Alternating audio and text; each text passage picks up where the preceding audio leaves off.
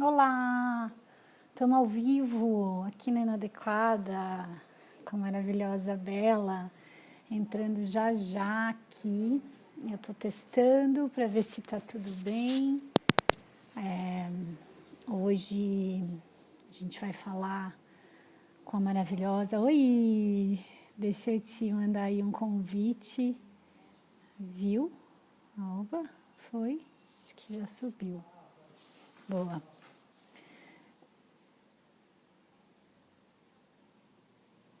Aqui. Pronto. Que agora foi para a gente ajeitar a câmera e começar já já a nossa live. Tem a Bárbara que está aqui. Oi, maravilhosa! Tudo e Você começa a você? colocar assim para a gente ajeitar, né? Para não ficar assim Sim, cortando a cabeça. sim. Nada de cortar cabeças. Isso. Ah, E maravilhosa. Que aí, que bom ter você saudade. aqui. Saudade. A gente fica longe, mas a gente está perto, né? É verdade. É isso Sim. mesmo. Oi, Milena, Bárbara. Oi, Milena. Oi, Bela. Ah, muito bem. Olá. Ah, muito bom ter você aqui. Esperar mais um pouquinho as pessoas chegarem, né? Isso. Eu tô Queria na te minha turma. agradecer. Essa turminha? Que bom, estou aqui. Muito bom. Seja bem-vindo, sejam bem-vindos, bem-vindas, bem-vindes, né? É isso aí. Acho que bom que deu tudo certo, né? Eu estava, Sim, né, sim. aqui com o meu sinal, mas tá firme e forte aqui. Tá firme, é. Eu acho que a gente, de uma forma geral, as nossas internets domésticas têm oscilado aí, né? Sim. Domésticas ou até de trabalho mesmo, porque acho que a gente sobrecarregou bastante esse lugar do online, né? É verdade. É Com o verdade. E foi trabalho. difícil. É, exato. Não, mas acho que já tá tudo tranquilo. Bela, queria te agradecer. Sempre a sua presença na Inadequada é sempre muito brilhante, muito cheia de amor, de carinho, de acolhimento e de muito conhecimento, muita troca. E eu sou muito honrada de ter a conhecido através do Cláudio, ouvindo depois lá na live do Cláudio, do Cafezinho Bom, que vocês chegaram a comentar, e para mim foi um grande encontro com você, porque você é uma mulher mais do que inadequada, né? Mas é uma mulher incrivelmente atuante em todos os aspectos sociais, assim. Então, no seu trabalho, nas questões, né, com trabalho solidário, voluntário, esse trabalho social. A gente vai falar um pouquinho disso. A gente vai falar bastante disso, porque eu te vejo muito nesse movimento. E acho importante a gente falar também dele, para que outras pessoas também se sintam tocadas né, e de alguma forma possam estar também presentes nesse trabalho com você, enfim. E o quanto você, dentro da sua trajetória, né, a Bela, para quem vai apresentá-la aqui, é psicóloga clínica, é mestre em gerontologia, e eu estou resumindo esse currículo gigante dessa mulher incrível. É baiana, mas já está aqui em São Paulo há algum tempo, né?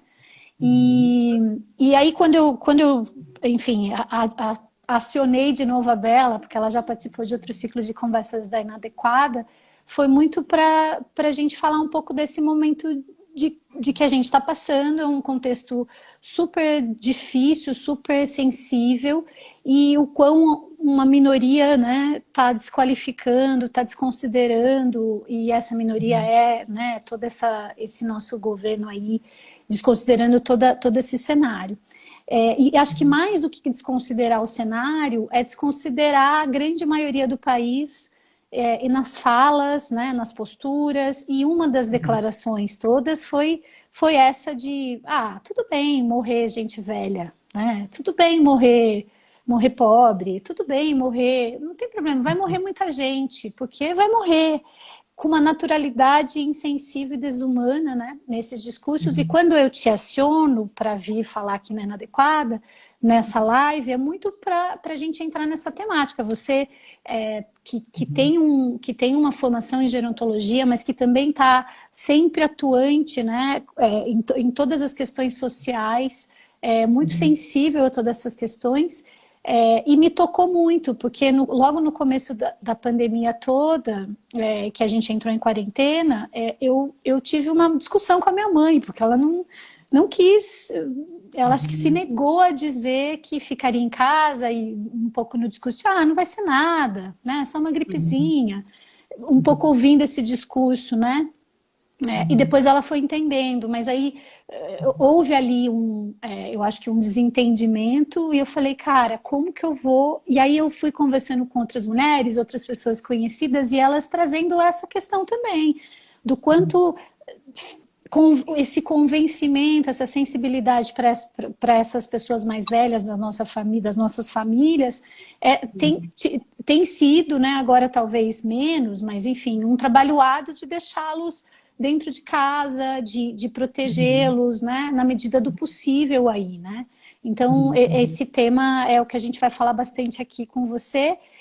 Mas primeiro de tudo, assim, eu agradecendo as pessoas que estão chegando, eu falei bastante aqui, a ideia é que essa live depois, se a Bela autorizar, a gente suba para o canal do YouTube, para que a gente possa acessar em outros momentos. E eu queria saber de você, assim, o que mudou nessa fase toda, nesse momento todo, nesse contexto na sua vida, assim? Acho que é a primeira pergunta, né? Então, né? Pessoalmente mudou bastante coisa, né? Eu acho que a gente está aí todos numa questão coletiva, né? Lidando com questões parecidas, né? Se não as mesmas, com relação a essa coisa do confinamento, né? Sim. E principalmente no exercício de pensar muito no coletivo, né? Eu acho que é sempre importante a gente colocar isso para além da minha decisão com relação à minha própria vida, né? Pensar que a minha escolha entre sair, entre respeitar ou respeitar a quarentena é uma escolha pensando no coletivo, né? Sim. Acho que nós estávamos todos muito adoecidos antes já por conta dessa dificuldade, né? De pensar dessa forma. De pensar no Então, coletivo, né? Eu acho que é pensar no individual, mas olhando para o coletivo, né? o coletivo, Sim. exatamente. Porque acaba sendo dessa forma, né? Porque aí, se de repente aí eu avalio uma questão de faixa etária e falo, não, mas isso aqui né, com essa faixa etária não acontece tanto. A gente sabe que, em termos de estatística, é isso mesmo. Existem casos, mesmo existindo casos individuais, né? Mas Sim. que é algo que se contamina muito rapidamente. Então, que a gente precisa realmente, né, nos preservar, mas preservar principalmente esse todo, Sim. né? Essas Sim. pessoas que são pessoas da nossa família, que são pessoas que são da nossa cidade, do nosso bairro, enfim, do nosso prédio, né? Total, total. Bom, e aí quando você fala que mudou tudo, né? Os filhos estão em casa, você também, imagino que a Bela, assim, como todas as mulheres que estão vindo aqui nessas lives, estão presentes, elas estão vindo de uma forma voluntária, né? E eu agradeço, assim, então parou. Hoje é um dia muito cheio para você, como todos os dias da semana, então você está atendendo desde as 7 da manhã, a Bela, para quem está chegando, é psicóloga clínica, então parou essa 1 hora para estar aqui com a gente, né, para a gente conversar sobre esse tema e sobre todas essas temáticas que tem nos envolvido como mulheres, mas como pessoas, né? E aí o quanto todo esse movimento também mudou, né? E aí acho que uma coisa que eu acho que você já fazia, mas você tem mergulhado profundamente, eu tenho te visto, é a questão do projeto da Formiguinhas. Eu queria que você falasse bastante sobre ele, porque ele me tocou muito. Tem outros movimentos na cidade acontecendo, na verdade no país todo, né? Tô com uma grande amiga que mora na Chapada dos Veadeiros e ela também está num movimento lá de ajuda solidária para as famílias e tal. Então tem sempre, né? Tem sempre essas agentes, mulheres, pessoas tocadas com a questão coletiva, com toda essa questão da fome, né, das pessoas na rua, desse descaso com essas pessoas a todo tempo. E aí você também, além de né, de toda a sua função como psicóloga, como mãe, como, né, imagino filha, né, você está à frente também desse projeto. Fala um pouquinho desse projeto maravilhoso.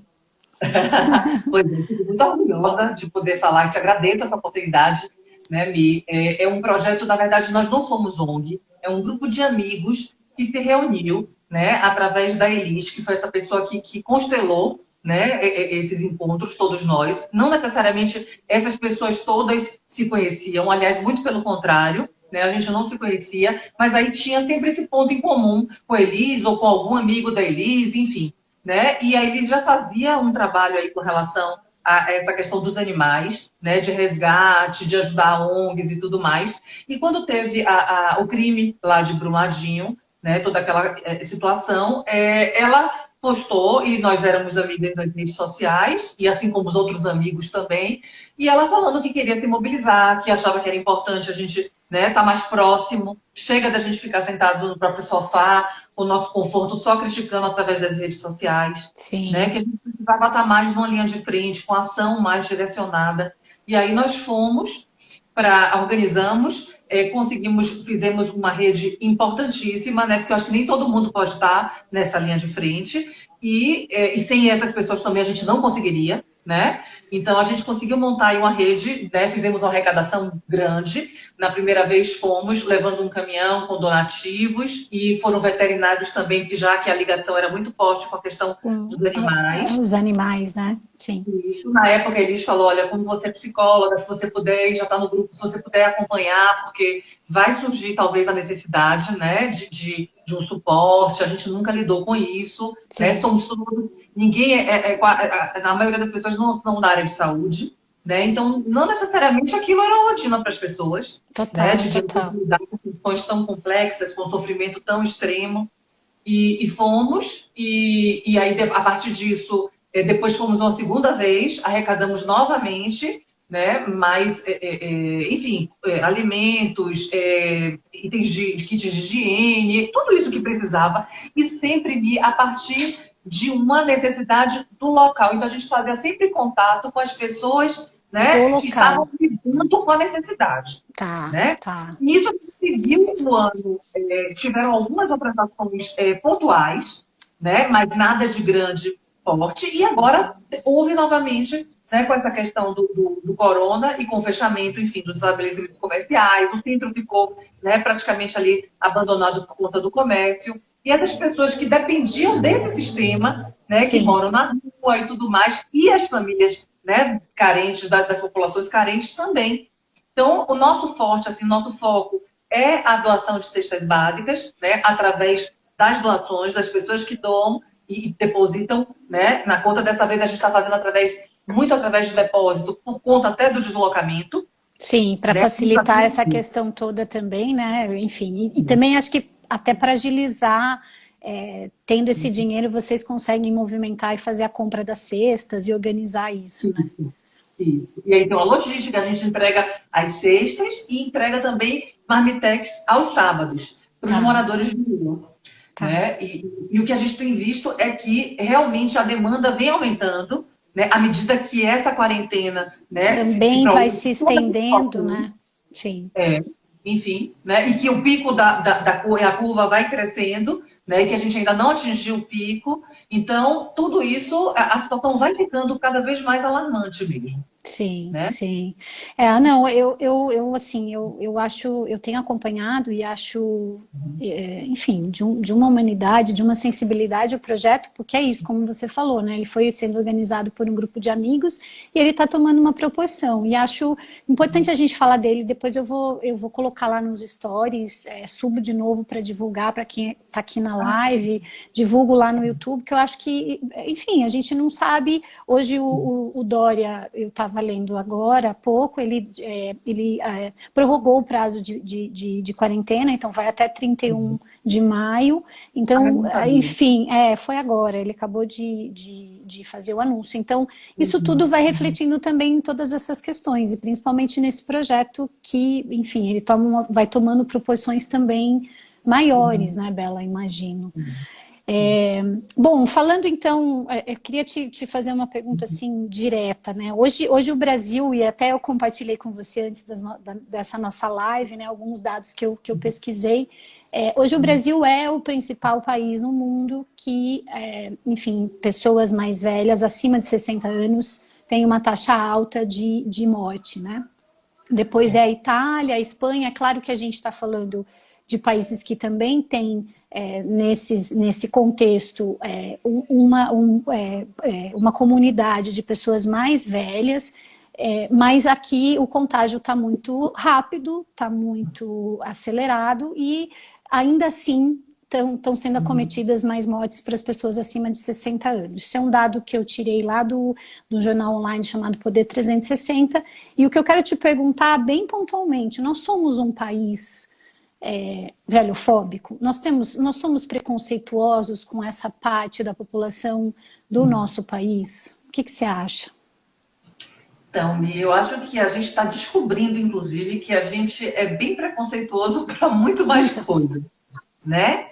E principalmente com a questão da velhice, porque sempre fomos um país jovem, né? Então, esses países, né, que até você citou e que a gente mostra aí com relação às estatísticas e tudo mais, são países que já envelheceram, né? O Brasil está seguindo nessa toada de uma forma bem acelerada. A gente não vai ter o tempo que os outros países da Europa tiveram, né? Sei lá, anos, um século para se organizar.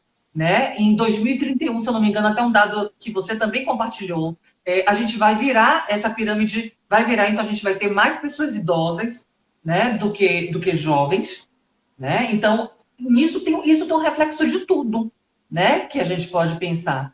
Então, eu acho que é muito importante, principalmente em situações extremas como a que a gente está vivendo, né, pensar nisso, como que a gente vê, como que a gente preserva, né? Que lugar que tem a experiência, que lugar que tem a bagagem de vida, né? Nessa nossa sociedade.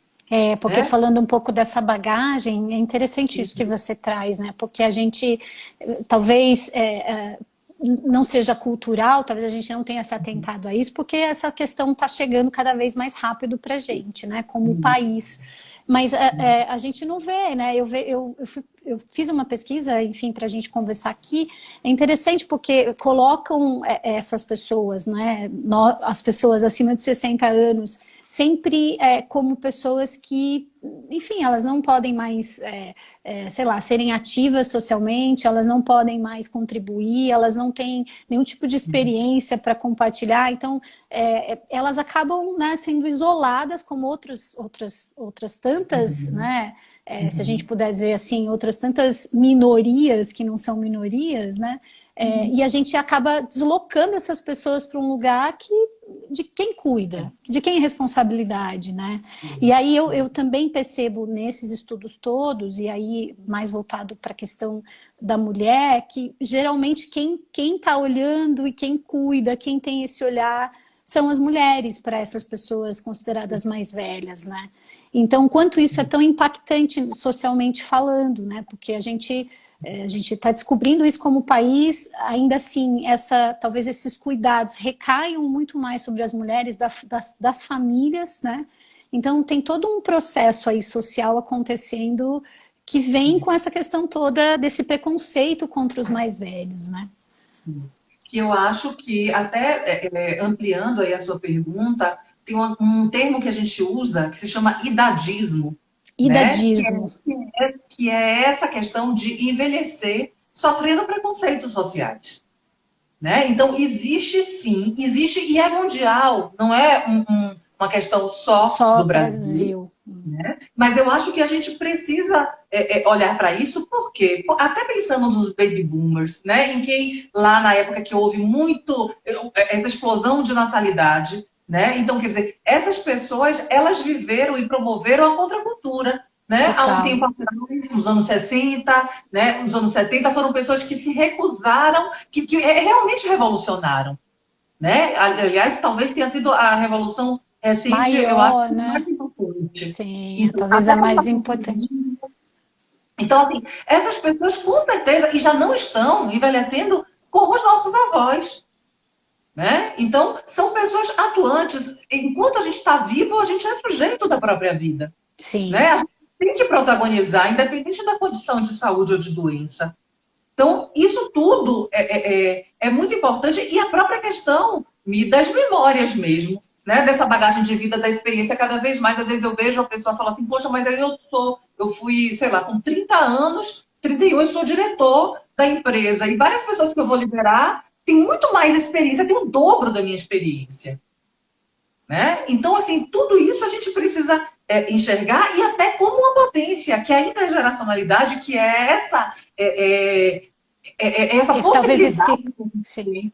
de conviver entre gerações. Sim, Né? que talvez seja aí eu acho que é mais um aprendizado, né? Até te interrompendo, o quanto esse conflito de gerações e tem ficado cada vez mais claro nesses discursos todos, né? O quanto, tudo bem, são só os mais velhos, são só as crianças, ou quem que a gente está, quem estamos, na verdade, dando destaque nessa, né, eu acho que nessa sociedade, aí falando de vários aspectos, né? Então, nas empresas, nas famílias, enfim, em todas as instituições de alguma forma, né?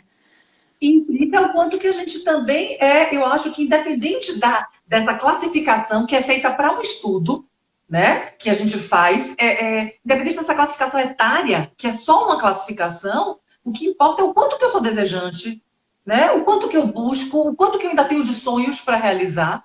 Né? Eu posso ser uma pessoa de 25 anos e não ter quase sonho nenhum, e estar totalmente ausente, né, dessa potência que é o viver. E outra pessoa que de repente está, sei lá, com 85 anos e ainda quer muito, e está realizando, e está super E talvez seja difícil de contê-la em casa nesse cenário, né? Minha mãe não tem 80 anos, ela não acessa a internet, mas eu vou deixar aqui gravado para alguém mostrar para ela. E acho que pode ser o caso de muitas mulheres, ou enfim, filhos, enfim, de família, o quanto esse convencimento, essa sensibilidade, tipo, olha, você precisa ficar em casa, isso é muito sério, né? Tem aí um risco muito grande, porque ela é tão ativa, até estava conversando isso, conversei com você, conversei com uma grande amiga, ela falou, minha mãe também, agora tenho orientado, estou com cuidado, mas assim, o que eu posso fazer também, né, no sentido mais do que eu tenho feito, porque elas ainda são muito ativas, e acho que serão, porque são mulheres no auge dos seus 70 e poucos anos, quase indo para os seus 80, e talvez, sei lá, se sentindo como mulheres de 50, né? Então, assim, tem uma atividade muito forte acontecendo e que às vezes é difícil de dizer, olha, você precisa ficar em casa e neste momento ainda, né? Então, acho que a minha pergunta para você é como você como terapeuta, como alguém que cuida das pessoas, que olha dessa questão também emocional, como que a gente pode, acho que é um conselho mesmo, né? Como pessoas da família, enfim, como até agentes sociais, né, ter esse cuidado aí com esses nossos entes queridos mesmo, né? Eu lembro, me chamou muito a atenção a Fernanda Lima, eu a sigo e ela postou no momento agora também sobre o pai dela, que também com muita dificuldade, e aí a gente percebe que não está relacionado também à classe social, né? Enfim, é a questão mesmo da sensibilidade mesmo. E ela falou, ele não ficava em casa e ele, enfim, está no hospital, eu não sei mais, eu não acompanhei mais, mas enfim, ele acabou enfim, contraindo o Covid, e ela apelando para todo mundo como uma figura pública, olha, gente, fique em casa, cuide das suas pessoas mais velhas, porque sim, tem uma grande atividade aí, como fazer essas pessoas pararem, entenderem, ou tomarem os cuidados, né, porque acho que esse ambiente doméstico, para quem é muito ativo, para todos nós, tem causado muitas inquietações, né, Bela? Então, eu acho que nesse momento, eu acho que é mais importante, eu me sinto muito mais confortável se eu falar de pessoas, né, do que falar exclusivamente da pessoa idosa, né, porque senão a gente acaba caindo numa questão de, o idoso que está super rebelde com relação a isso. Não, eu acho que somos pessoas singulares, né, como eu acho também que tem jovens que estão super com dificuldade, sim, e que estão respeitando e driblando isto, em qualquer idade, na verdade, né? E aí o que eu fico pensando? Eu fico pensando assim, a sociabilidade para o idoso, né, é um indicador, é algo que é muito importante. Né? Aliás, para todos nós, é o que promove o bem-estar, né, que é o pertencimento. Então, assim, estar em contato com as pessoas, me sentir pertencente, me sentir útil, né? Às vezes esse avô, essa avó está muito implicado na criação dos netos, né? Ou nos grupos de lazer, enfim. né, de encontros, de hidroginástica, disso, daquilo, né, de leitura, sei lá. Cada um tem uma vontade, né, grande. Aí então, e já não tem. E aí, qual é a diferença da pessoa idosa para qualquer outra pessoa de outra idade? É a questão do horizonte, quer dizer, já não tem mais tanto tempo, né? Então, sei lá, eu já passei da metade da minha vida, né? Eu tenho, sei lá, mais 20 anos, né, que seja de vida. Então, e aí vem uma angústia no sentido de, poxa, eu quero viver. Né? Eu já vivi N situações, N transformações do mundo, né? E agora eu quero ter esse risco calculado. A gente esquece que tem a saúde mental, que é tão importante. E que vai ser aí uma grande questão, né? Depois disso tudo. Se já não está sendo, já estava sendo, na verdade, antes, e eu sinto isso no consultório. Sim, né? Imagino que você esteja ouvindo muito, né, desses relatos dessas pessoas todas, né? E aí pessoas, né? O que você disse, né? Pessoas, né?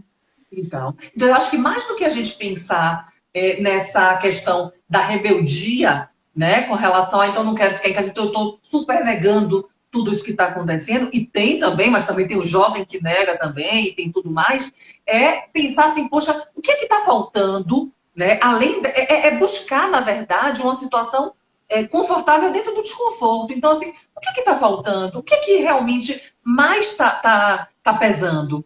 Né? Pô, vamos tentar amenizar isso? Vamos ver como é que esses contatos podem se dar, se é através de videochamada, usando a internet, aí vamos, né, tentar fazer. Se não, se desce no prédio e encontra ali embaixo com uma certa distância. Né? Eu sempre acho que a gente pode lidar com isto, né, com mais carinho, porque a gente tem que ser sensível aos nossos limites, aos nossos anseios.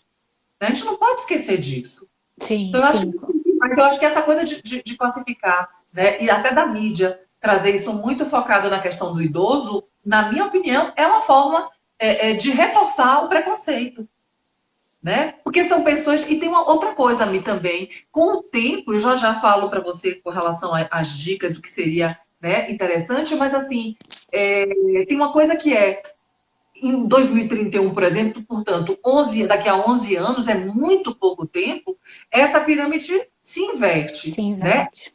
E, se eu não me engano, o Michael Porter, que é um economista, ele falou até no encontro em 2002, ele conversando, analisando essa questão de se quem manda na sociedade com relação a políticas públicas, com relação a consumo, é a maioria da sociedade. É quem é maioria. Então, nós temos atualmente, que está em transição, quer dizer, quem sempre deteve esse lugar de honra, de privilégio? O jovem. Isso agora vai cair por terra. Sim. Porque o mundo está envelhecendo, né? Sim. E o Brasil também. Em 11 anos, isso vira. É muito rápido, né? Sim. E aí, até pegando esse gancho que você trouxe, né? A ONU, a Organização Mundial de Saúde, ela tem como, enfim, como, né, essa grande talvez missão de zelar por toda a saúde no mundo, e ela tem, né, ela sempre traz as diretrizes para os países e tal. Ela tem lá um selo que classifica cidades no mundo como cidades melhores para pessoas mais velhas viverem.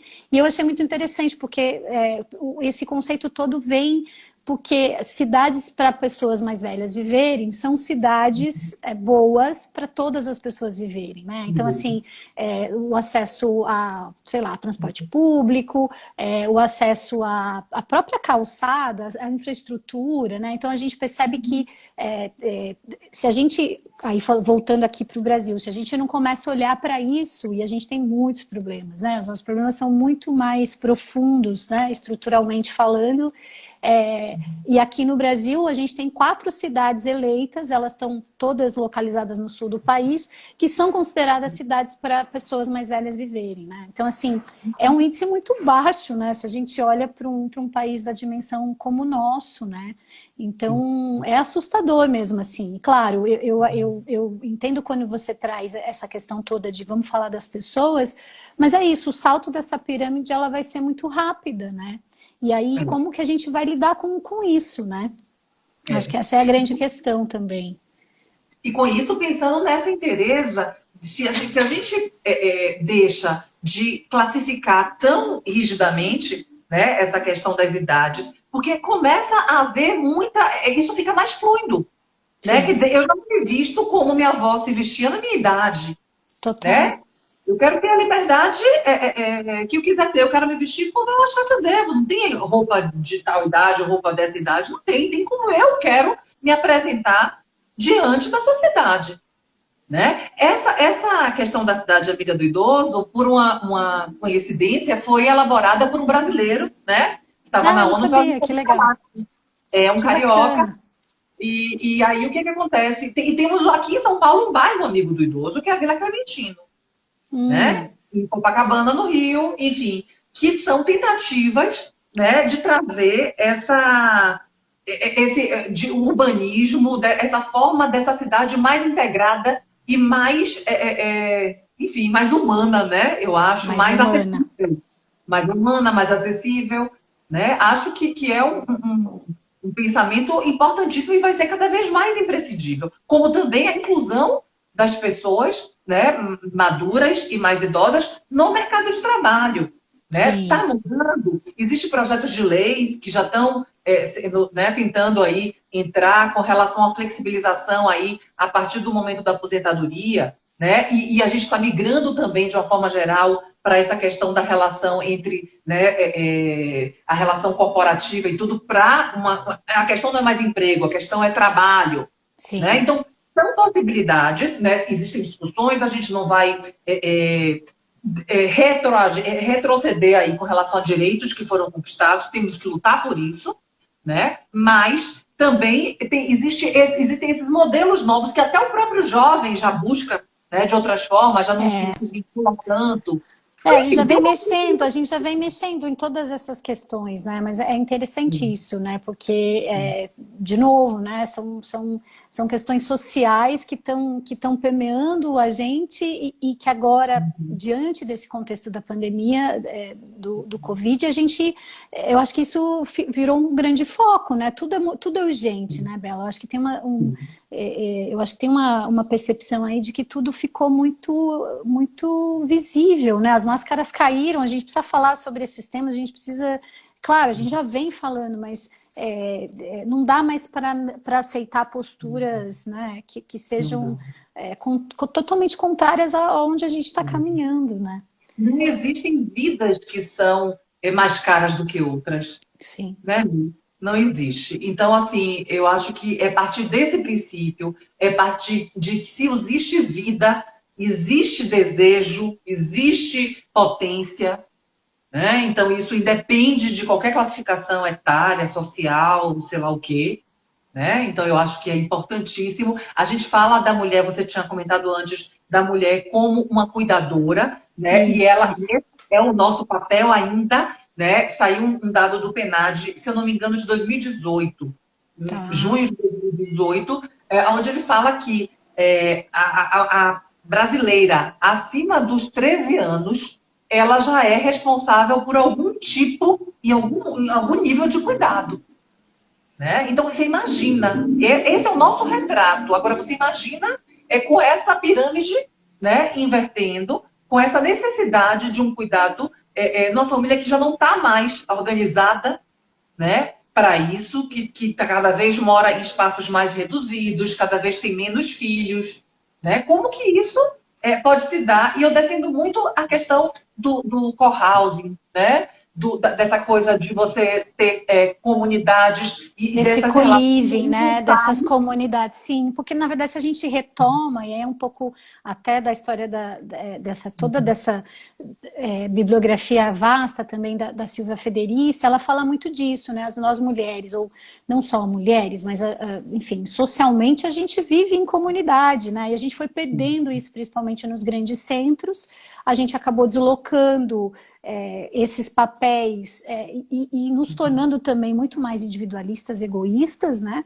E aí acho que é um pouco isso que você falou, né? A gente reduziu os espaços de moradia, os espaços de convivência, espaços menores, né? Então a gente tem talvez essas dificuldades de locomoção, de socialização, E ao passo que a gente vem enfrentando agora e olhando para toda essa pandemia, e aí, o que a gente faz, né? O quão importante é, e o quão importante é repensar, né? Essa minha amiga que eu comentei logo no começo da nossa live, ela já mora numa comunidade lá na Chapada dos Veadeiros, e eles são organizados realmente, assim, todo mundo cuida das crianças de todo mundo cuida dos pais de todo mundo, não tem isso, meu pai, a minha criança, minha família, tem uma percepção maior do que é viver em comunidade, né? Claro que quando a gente traz para esses nossos grandes centros, a gente tem todas as dificuldades dos grandes centros, né? Mas sim, eu acho que já é um olhar para a gente já ir mudando esse comportamento, né? Porque é como a gente falou, essa curva vai inverter muito rápida, né? Então, como a gente vai trabalhando isso individualmente, né? Eu tenho, é um plano, assim, eu tenho muita vontade de ter esse convívio em comunidade mesmo, né? Em São Paulo, a gente tem, por exemplo, tem um prédio no Brooklyn que funciona já, né? Que foi construído com esse pensamento, né? Dessa integração. Então, quer dizer, não precisa só, então preciso de um pedaço de terra, morar perto de uma cachoeira. Não, né? Vamos olhar de que forma que a gente pode fortalecer o trabalho dos formiguinhas mesmo. Me faz, cada contato que eu tenho, né, com as pessoas, com a população carente, eu vejo o quanto que a gente perdeu em termos desse centro de comunidade, se é que a gente já teve. Né? O quanto que essa coisa de, poxa, eu vou passar ali para tomar um cafezinho, viu, na sua casa, olha, conhece, as pessoas se cumprimentam pelo nome. Sim, sim, a gente foi perdendo isso, né, Bela? E acho que é legal você tocar nesse assunto, porque quando a gente desconsidera essas comunidades mais carentes, enfim, e elas, na verdade, têm um senso de comunidade muito mais apurado, aguçado do que a gente, né? Assim, se eu puder dizer. E elas têm esse cuidado, né? Esse cuidado com a comunidade, com as pessoas. Hoje mesmo saiu, eu não sei se foi na mídia de jornalistas livres, enfim, que alguma comunidade aqui em São Paulo se organizou, colocou todos os homens para serem, enfim, esses socorristas, né? Ou essas pessoas que vão... eu achei fantástico. Então, assim, se a gente olha... Isso é senso de comunidade, né? E aí, voltando aí para a questão toda dessas pessoas mais velhas, né? A gente enfim... Não as coloca como também agentes importantes socialmente falando, né? E até falando dessa questão até que você falou, poxa, Bela, e aí como é que a gente faz, né, com relação a esse convencimento para se cuidarem, para estarem em casa e tudo mais? Eu acho que tem que partir muito desse lugar de fala, né? A gente tem que dar esse lugar, né? Vamos perguntar para as pessoas o que está pegando, né? O que efetivamente pode ser feito, né, para amenizar esse. Vamos pensar juntos, né, do que simplesmente a coisa de isso tem que acontecer, tem que fazer, com pessoas que são desejantes, que são autônomas, que têm toda uma condição, né, tendo ou não tendo de saúde, ou pode ter alguma limitação com relação a alguma doença crônica, isso gera um risco maior, como diabetes, hipertensão e tudo mais, a gente sabe aí por conta da questão do vírus. Mas são pessoas que estão tomando decisões e que têm a vida nas próprias mãos. Sim, né? E que a gente possa sempre, independente de qualquer situação, continuar promovendo, né, essa autonomia, de certa forma, né, para essas pessoas. Porque senão a gente perde, quando a gente tem esse significado da vida, esse sentido. Né? Se a gente não consegue mais lidar nem com a própria vida, nem com o que a gente quer, nem com o que é importante para a gente, não dá. E eu acho importante também falar tanto da posição do cuidado da mulher, principalmente da mulher negra. Boa. Né? Sim. Que a gente acaba esquecendo por conta... Porque, assim, temos uma função... A mulher está sobrecarregada, tem uma função do cuidado, e a mulher negra, ainda, além disso, ainda tem toda a questão, né, da desigualdade aí em termos de mercado de trabalho, né, de tudo isso que precisa vencer. Então, essa sim é uma guerreira, né? Sim, inclusive a gente, até trazendo aqui, né, a história, eu não acompanhei, eu pouco acompanho TV aberta, mas essa história toda do Big Brother, né, com a Thelma, eu acho que foi um processo eu acho que foi uma grande vitória, assim, para as mulheres negras, para nós mulheres, porque de alguma forma é isso, né? A Angela Davis já dizia e diz, né? Enquanto uma mulher socialmente se movimenta, né? Todas nós ganhamos, né? Então, a importância de a gente destacar esses lugares, que são lugares dessas mulheres também, e tirá-las desse isolamento, ou desse deslocamento que ao longo dessa herança, talvez, da escravidão, enfim, de toda dessa questão patriarcal, foi deixando e deixa essas mulheres ainda em condições que não são viáveis, né? Então, quando a gente volta para a questão toda do isolamento, para a questão toda desse cuidado das casas, essas mulheres, as mulheres negras são as mulheres que mais fazem esse tipo de trabalho, né? Então, como é que a gente também está olhando para todas essas questões, né? Acho interessante você colocar isso mesmo, porque eu fico muito... O trabalho da Inadequada também tem muito esse cuidado, essa sensibilidade. Enquanto a gente não tiver, a gente não puder ter esse acesso livre para todas as mulheres, né? Falando de trabalho, falando socialmente, nas relações, a gente a gente não tá tranquila, né, com o que é de fato esse feminismo ou essa eu acho que essa posição da mulher na sociedade mesmo, né? E tem que ser, e acho que é representatividade mesmo, né? Acho que a gente tem que buscar isso. Enfim, e aí a gente vai se fortalecendo com essas discussões, né? E através das diferenças, através, né, respeitando e ampliando esses olhares, porque a gente também está muito permeado. Se eu fico muito no meu quadrado, a minha visão é muito, né, complicada, já está comprometida. Né? Então foi isso também, quando eu me envolvo com os projetos sociais e tudo, eu quero olhar além. Né? Eu quero que me ajudem para que eu quebre os meus preconceitos, né? Para que eu desmistifique, né? Enfim, eu quero olhar para o que acontece mesmo, para a vida como ela é. Sim, sim. Você citou aí uma passagem lá de alguma comunidade lá do projeto da Formiguinhas, né? O quanto essas pessoas estão se organizando. O que mais você tem visto lá, Bela, que assim a gente pode compartilhar aqui com as pessoas e que de alguma forma a gente também pode contribuir, mas assim, acho que até aprender com essas pessoas também, né? De alguma forma, né?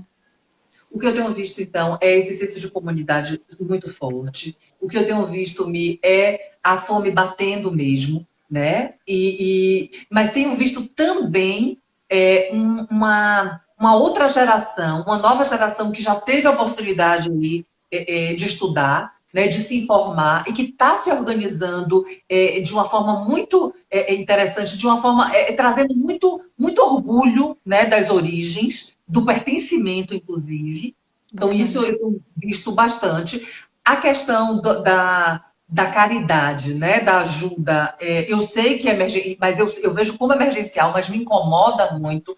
Acho que é uma relação vertical, né, no sentido de, poxa, a gente podia estar pensando juntos, até pensando nessa coisa do lugar de fala, né, a gente tem um cuidado enquanto projeto, né, enquanto ação, de estar fortalecendo os líderes comunitários, né, de estar perguntando o que eles efetivamente precisam, como a gente fez em Brumadinho, a gente tem feito aqui em São Paulo também, né, de buscar através do que eles precisam, não sou eu que determino. Sim, sim, não é vertical, na verdade são eles que melhor do que ninguém, né, melhor do que qualquer um de nós, sim, sabem...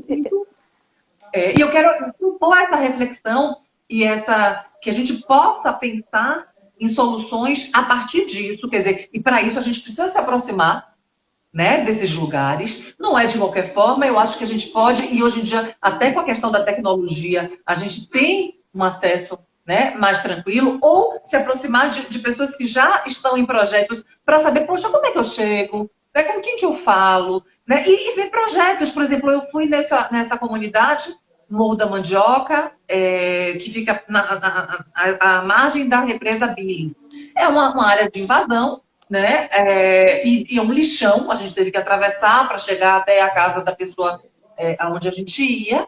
E aí a pessoa apontou, a líder que estava acompanhando a gente, falou assim, olha, ali é o campinho, quer dizer, junto do lixão. E eu falei, poxa, o que impede? Quer dizer, o quanto que custaria? A gente não tinha nenhuma área de lazer. né? Como é que essas crianças crescem sem nenhuma área de lazer? Sim. Né? E nem tá tão distante da gente, né? Nem tá, não tá num outro planeta, né? Tá aqui, né? Isso a criança, isso o idoso, como é que o idoso sai de casa com aquela estrutura, né? Sem o mínimo de acessibilidade. Poxa, será que não podia juntar os amigos, sei lá, os arquitetos? A gente pensa nas equipes multidisciplinares, alguém que monte lá o campo, que a gente leve, né? Faça aí uma vaquinha e coloque ali as traves. É o mínimo. Não precisa fazer uma super quadra, ou então vamos fazer um ginásio, né? Porque eu acho que o Estado ele precisa prover, sim. Né? A gente não pode desconsiderar talvez essa responsabilidade ou essa função do Estado, que cada vez mais também está sendo, enfim, tá se tirando, né, como responsável, enfim, entrando nesse discurso neoliberal, capitalista. A gente não vai entrar aqui em discussões políticas, mas é o que vem acontecendo e a gente... claro, eu acho que o movimento político ele está muito mais nas ações como essas do que, de fato, nessas ações lá no Congresso e tudo mais. Mas, enfim, a gente pode fazer muito, né? Eu queria te fazer uma pergunta. Tem um monte de gente entrando aqui, empoderamento coletivo. Eu queria agradecer as pessoas todas. Não sei se tem mais alguma pergunta. Teve gente que falou... deu um oi, a Bárbara, quero viver no co-housing. Essa amiga que falou do empoderamento coletivo, ela tem uma história linda, né? A pessoa que auxilia, que ajuda ela, né, em casa, né, com os trabalhos domésticos e tudo mais, enquanto ela sai para trabalhar, ela tem uma história linda com essa pessoa, né? De mostrar, de dar livros, de informar, e como que essa pessoa tem desabrochado, né? E a gente vê assim, poxa, é um pouco para a gente, é um muito, né, para as outras pessoas. As outras pessoas. E a qualidade do que a gente está plantando, né? Sim. Ô, Bela, eu acho que pegando um pouco nessa questão toda, né, você também trabalha com pessoas que estão em transição de carreira nessa idade, como eu diria, mais avançada. E essas pessoas, pelo que a gente já conversou e pelo trabalho que você também faz, tem mudado um pouco essa questão toda e essa percepção do que é trabalhar, né, de empresas ou buscar esse trabalho que tenha mais propósito, que esteja talvez mais conectado, sim, com o senso do coletivo, né? Como é que você vê essa questão? E é difícil a gente fazer uma projeção pós-pandemia, porque a gente está vivendo tudo isso, mas você acredita que cada vez mais, não só essas pessoas nessa faixa de idade, mas pessoas, elas tendem a ter comportamentos principalmente voltados a esse coletivo dentro das empresas, assim? E aí, dentro das empresas ou em projetos, né? Porque, enfim, estamos todos aí tendo que mudar, tendo que nos reinventar, e alguns especialistas dizem, a gente não vai voltar no normal, realmente a gente não vai, porque acho que o problema ser esse normal, né? Mas aí tem alguns especialistas dizendo, a gente, de economia, né? A gente está indo para um novo normal. Novo normal é uma reprodução do que era, né? Então, como que você acredita que vão ser essas relações, assim, de trabalho, nesse olhar mais solidário, mais cooperativo, né? Como que você vê isso? Eu queria ver, na verdade, Me, de uma forma muito mais otimista, né? Sou uma pessoa que adoro ter esperança e que vejo que muita gente está sendo tocada, né? E eu vejo, inclusive pela prática terapêutica, né, de reflexões de como leva a própria vida. Será que é num grande centro urbano mesmo? Sim. Será que eu não poderia fazer isso que eu faço em um lugar mais tranquilo, com um estilo de vida mais tranquilo? Né? A Sádia dizendo, trabalho tão lindo da Bela. Muito lindo, ela é mesmo. Enfim, então acho que tem pessoas que vão mudar e tem outras que estão ansiosas para retomar o que era antes, né? Porque a gente está em processo, em estágios diferentes, né, Mi, de desenvolvimento humano. Então acho que isso, assim, é muito importante, depende do quanto que eu olho para mim, do quanto que eu busco essas reflexões, do quanto que eu busco olhar para além do meu próprio umbigo, né? Isso faz a diferença. Né? Então, se eu olho para isso, essas pessoas que estão buscando isso, eu acho que essas pessoas vão buscar muito soluções coletivas.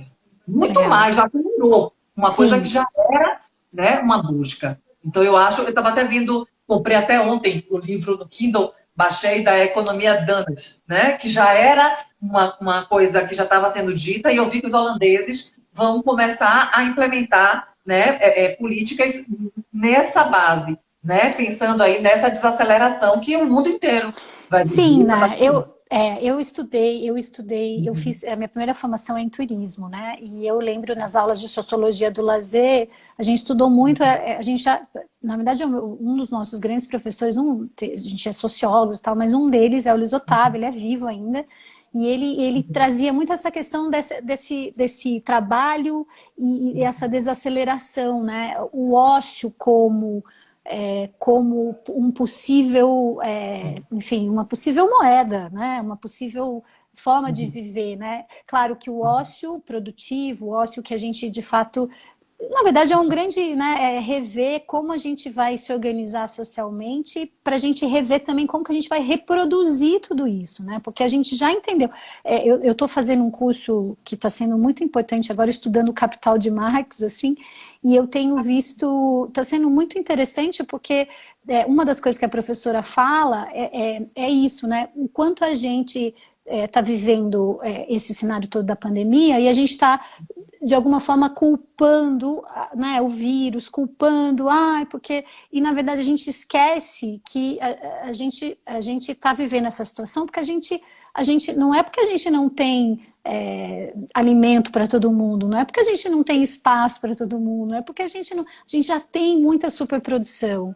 O ponto está nessa desigualdade que a gente sempre insiste em reproduzir, né? Então, a minoria a gente não quer, quem não tem dinheiro vai aqui. E aí, no Brasil, a gente vê isso acontecendo e cada vez mais, acho que isso está gritando para a gente, né? Essa diferença de fato que a gente sempre reforça, né? Das classes, das minorias, enfim, das pessoas. E aí, acho que indo um pouco na direção do que você estava falando, né? Enquanto alguns países já estão enfim, projetando novas formas de se organizar, a gente ainda está resolvendo questões muito, muito profundas, né, Bela? Eu acho que a gente vai. A nossa lição é mais árdua aí nesse sentido, né? Mas e até com relação a essa própria questão do que de como a gente vem lidando, né, Mi, com a natureza, de como a gente vem lidando, sei lá, antes eu fico pensando assim, meu Deus, os frangos, então aí não tem mais noite nem dia, então é produção total, né? E aí com o gado, com N questões. E aí eu falo assim, bom, é óbvio que esse vírus e tudo isso tem que ficar realmente muito resistente, né? Sim. Porque a gente vai acelerando tudo, inclusive a própria vida, a gente sai do momento e vai para o instante, Total, né? total. A gente, quer dizer, que percepção é essa? Às vezes eu pergunto para as pessoas, ei, mas qual é o teu maior desejo? As pessoas não sabem, Que né? são coisas tão, né? E aí você, como psicóloga mesmo, você acho que está sempre muito mais em contato com essas frustrações, com esses não, eu acho que com esses não aprofundamentos do nosso ser, né?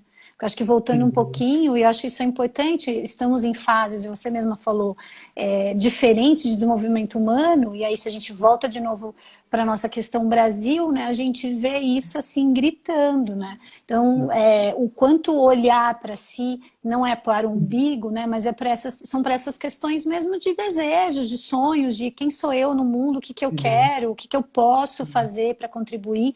São questões que a gente pouco... Enfim, acho que foi levado para não refletir sobre isso e agora, diante talvez de um contexto como esse, eu imagino que você esteja assim, atendendo muitas pessoas, né? Desesperadas ou mais do que desesperadas, acho que frustradas mesmo, né? Eu imagino assim. Porque se toda a realização estava fora, né, agora a gente tem um cenário aí onde a gente está sendo obrigado Ficar dentro. a ficar dentro, né? Então isso gera uma angústia muito grande, gera um momento de incerteza, e agora como é que eu lido com isto? Né? Mas eu Sim, acho que, por outro lado, a gente é muito complexo e a gente é muito adaptável, sim, né? Para o bem e para o mal. Então, assim, sim. poxa, é uma baita oportunidade. Vamos aproveitar. As pessoas têm me contado que têm sonhado, assim, A mil. incessantemente, a Sim, mil pesadelos, mil sonhos super carregados de simbolismo. né? Então, é o inconsciente, né, trabalhando. É a gente Falando, né? falando. Sim, sim, sim. Ai, olha, estão falando aqui com a gente. Deixa eu ver, olha, Amara, o capitalismo de escala nos colocou nesse lugar. Elite educada para manutenção de privilégio ao invés de buscar olhar para o coletivo, né? A Queca, maravilhosas falas da Bela. Não conheço, estou maravilhada. Ai, que linda, ela é ótima. Conheça, tá aqui, Queca. A Bela é muito além do seu tempo. Ah, ela é mesmo, por isso que é uma mulher maravilhosa, está aqui de novo inadequada. Bela, a gente vai precisar logo mais encerrar, porque o Instagram é assim, ele corta a gente, porque a gente já está quase falando aqui há 1 hora. Olha, nem vi o tempo passar, gente.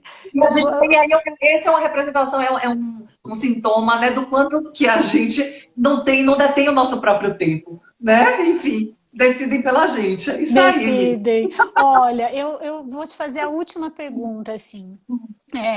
Eu acho que até para retomar um pouquinho.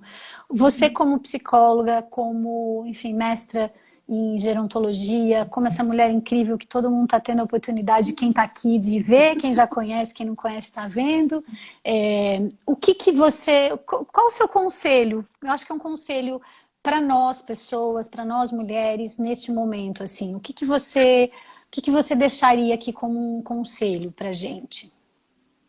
Eu acho que é olhar para a própria essência. Tenho visto e tenho pensado cada vez mais nessa coisa do resgate da criança, da nossa criança interna. Né? A criança, ela é só a gente observar, ela não precisa, né, de grandes coisas. A ansiedade é dos pais de levar para isso, levar para aquilo. Né? Ela olha, às vezes, uma caixa de papel, uma coisa, né, mínima. Então, assim, é olhar para as pequenas coisas, né?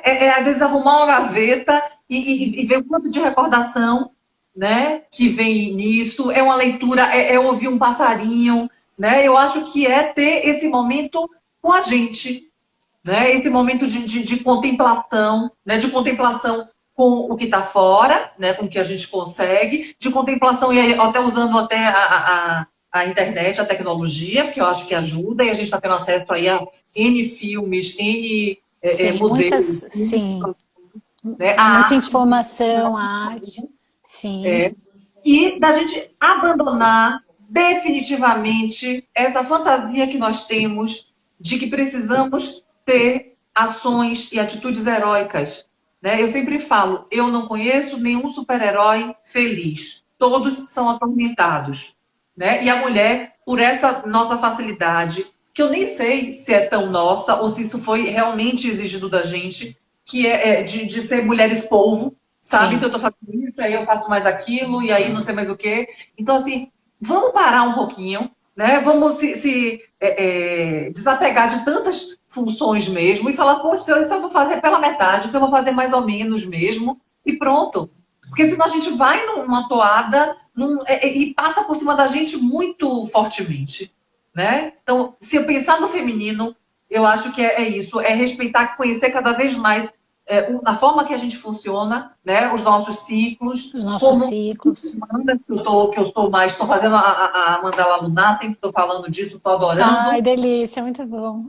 né? Então, é pensar um pouco sobre isso, é pensar sobre como a gente funciona, porque aí a gente está numa cultura linear, né? Masculinizada, e a gente esquece que, poxa, nessa semana eu não estou conseguindo produzir nada, não é uma semana que eu estou conseguindo Sim. nada.